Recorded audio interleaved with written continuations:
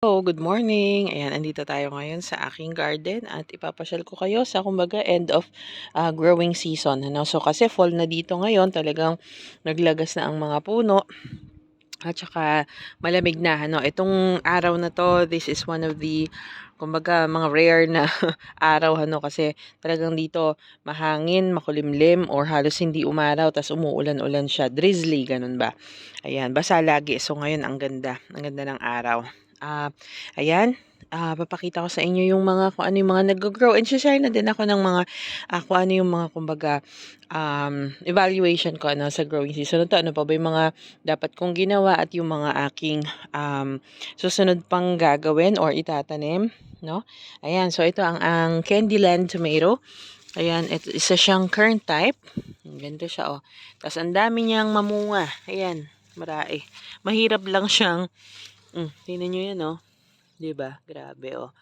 Mahirap lang siyang kuhanin or i-harvest kasi nga ayun, nasa sulok-sulok siyang gano'n. Tapos madali siyang mabali. Pero ang sarap na 'to, no?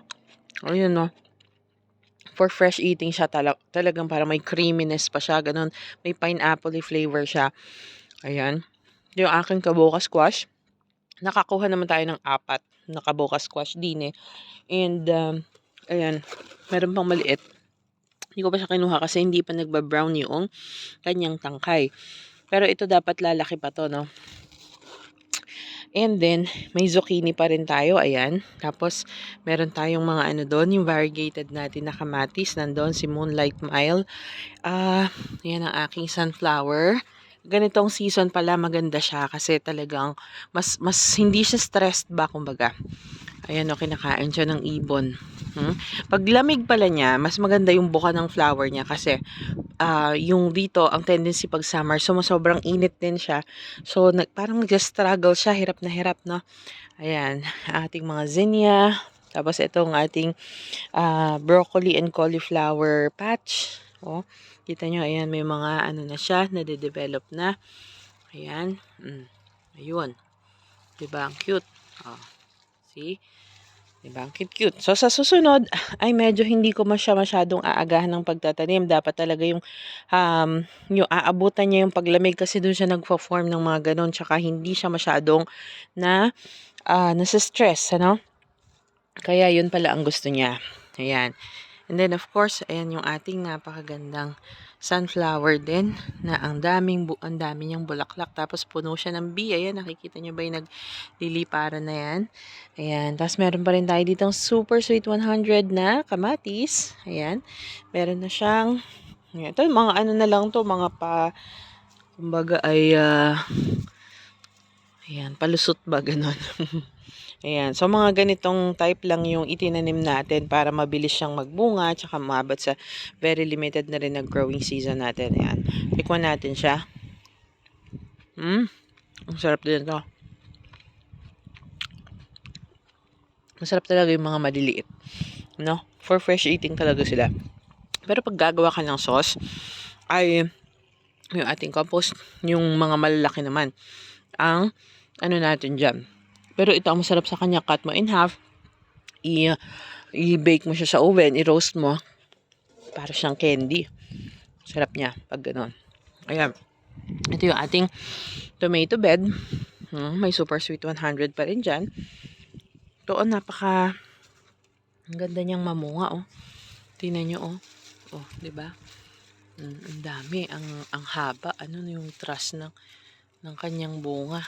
Oh. Ayan siya. Oh. See? Marami pa yan. Tapos marami yan sa loob pag sinilip natin ng gano'n. Oh, Sharon. Oh, 'di ba? Napakarai doon. Ang hirap lang niyang kuhanin, no? Yun lang ang mahirap sa kanya kapag gaganyan.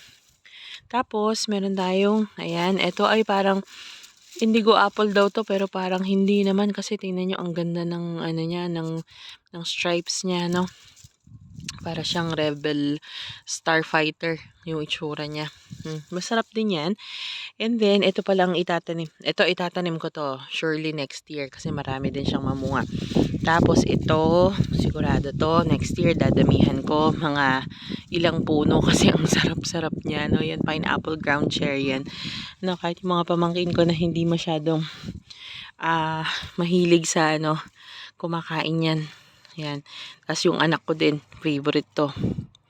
Kahit yung malalaki gusto nila yan. Kaya lang, pa isa-isa lang yung nakukuha natin. No, marami na siguro yung 7 ganyan na nakukuha natin. Kasi nga, iilan lang naman sila. Tapos, ano pa?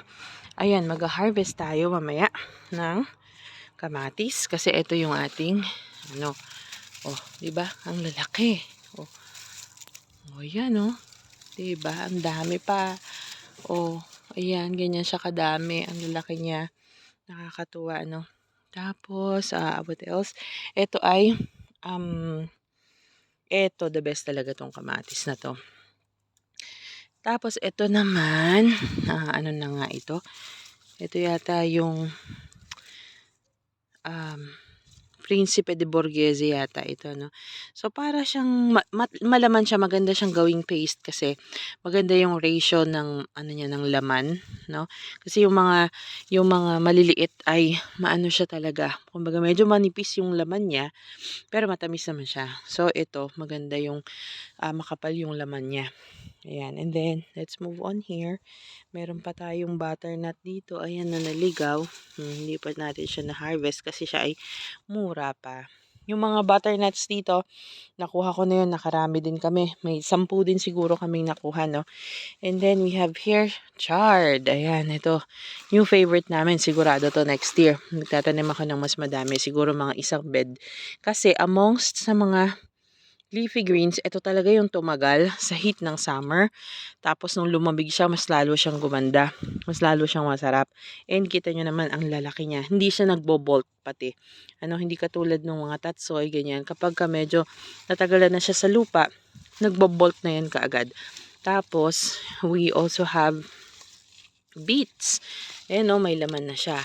Yung mga beets natin. Ayan, iaano natin yan. Ito ay chard din. Oh, ang ganda. Tingnan nyo, ang ganda ng kulay, no? Ng chard. Ayan. Diba? Oh, sana all. Tapos, ang lalaki. Diba? Oh, ayan. Ito, beets. Hindi ko pa natikman yan. Actually, ano. Pero, ayan, bago sa akin yan. Tapos, ito ang ating, may cilantro pa tayo dyan. Na namumunga na din. Ayan siya, yung bunga niya. Mabilis mag-bolt ang cilantro, no? Pero may mga slow bolt cilantros naman na tinatawag. And then, we have here, ano na nga ito? Nakalimutan ko. Tayo. Tayo sunflower. Ayan. Ayan, ang laki niya. Kinakain talaga ng ibon, no? Favorite nila yan. Okay lang yan. And then, itong bed naman na to, ayan, may celery siya. Sa celery siguro next year, kahit isa lang kasi ang laki-laki naman, grabe. Oh, ay, ayan, ba't pa hindi siya nakikita? Ayan ang ating celery. Ay, bakit ba gumanon? Ba't ba siya gumanon? Ano na nangyari? Ayun. Nagkaano siya. Ayan. Tapos, ito naman yung ano natin. So, napakadami niya, no? So, igaganon lang natin siya. Minsan, isang araw ay ano tayo. Mahaharap natin yan, no? Kaya lang, nagkaroon na siya ng ganon. Hindi ko alam kung okay pa siya. Pero, let's try. Ano, wala namang harm in trying. Ayan. Talaga naggaganon siya. Ayan. Ito naman yung ating mga beans na, ayan, pwede na natin kuhanin yung kanyang mga buto kasi nga ito ay, ano na siya, pangalan na to, yung bang, oops, ganun, ayaw mong maano na siya, yung mature na siya. So, natuyo na ang buto. So, ang beans ay kulay itim. Ayan, no? Itim na siya, no? Ba't siya ganun? Teka lang naman. Ayan, and then, ano pa ang meron tayo din. Ayan, may mga kamatis pa rin dyan. Tapos, itong ating cabbage ay, ayan o, nag-head na ulit siya. Yung mga cabbage natin, no. And then, nag-head na siya. So, dapat pala yung cabbage. Yung una kasi, nung tinanggal ko yung cabbage, tinanggal ko lahat. Pati to. So, dapat pala hindi ganon. Stay lang to para merong powerhouse na mag-supply sa kanya for these to grow. Ayan. So, kasi kung hindi, magpo-produce siya ulit ng leaf na ganito para makapag-produce siya ng head sa panibagong cycle, parang gano'n. So, at least kapagka ganyan, ayan, nagbubuo na yung head niya. So, meron pa rin tayong mga kamatis na malalaki. Then, ito yung ating yung ating mga zucchini na pinapaseed na natin. Tapos, yung ating kale, ano pa, ayan, medyo, alam mo, nasa rough shape na siya kasi nga, of course, nasa duluhan na siya ng buhay niya, no? Yung ating garden. Pero, nakakatuwa naman to. Lalo na ito, yan. So, para siyang minurder pero napakadami naming nakuha talaga dito, grabe. Siguro mga 16 na kalabasa or 15 na kalabasa yung nakuha namin kasi yung last harvest namin naka 10 pa kami eh. Ayan. Tapos iba pa yung mga na-harvest namin nung una. And then, ito. Ayan, ano. So, ito na yung kale natin na tinanggalan natin ng dahon before tsaka pinutol natin. Kaya tingnan nyo, oh. So, isa lang siya. Ngayon, nagkaroon na siya ng ilan? How many ito? Meron siyang isa, dalawa, tatlo, apat. So, nagkaroon siya ng apat na additional na ganyan na growth, na bago. Parang mga main ulit siya. Ang kagandahan dito ay ang lambot niya. So, ito yung talagang masarap na kale salad, pang kale salad, Tsaka nitong lumamig, gumanda din talaga ang kale. Nawala yung kanyang mga sakit-sakit or yung mga peste sa kanya, no? So, ayun. Tapos, eto, ayan, talong. Yung talong next year, um, ang palagay ko naging problema ng ating talong ay naitanim siya kasama ng mga iba pa. So, kailangan ay siya lang para nakakonsentrate sa kanya yung sustansya ng lupa. Kaya hindi siya magandang magbunga.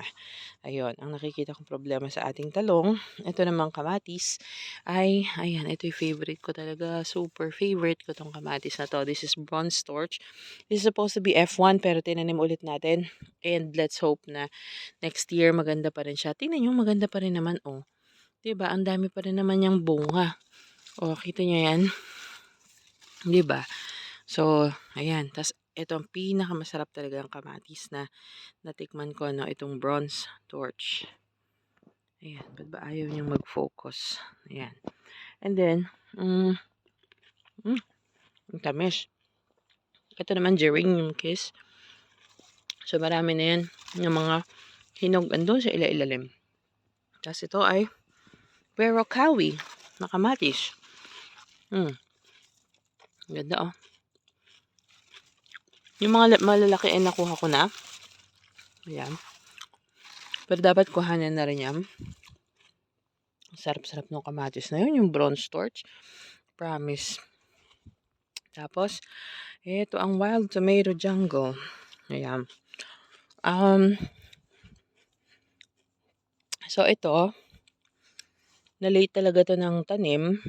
So, tingnan na lang natin, pero sayang, ang laki niya. O, kita nyo, gumagapang na siya din eh. Ang dami sana na itong naibunga pa, no? So, ayun, next year, medyo aagahan ko yung pagtatanim pa or pamumunla. Tsaka pupunla kami indoors. Ayun, no, meron na siyang bunga ron sa gawidon.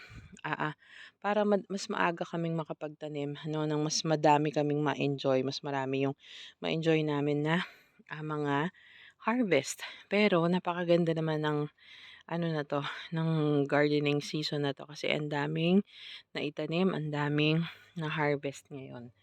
Ayan. So, that's it for my for my gardening season and see you again sa susunod na mga panahon.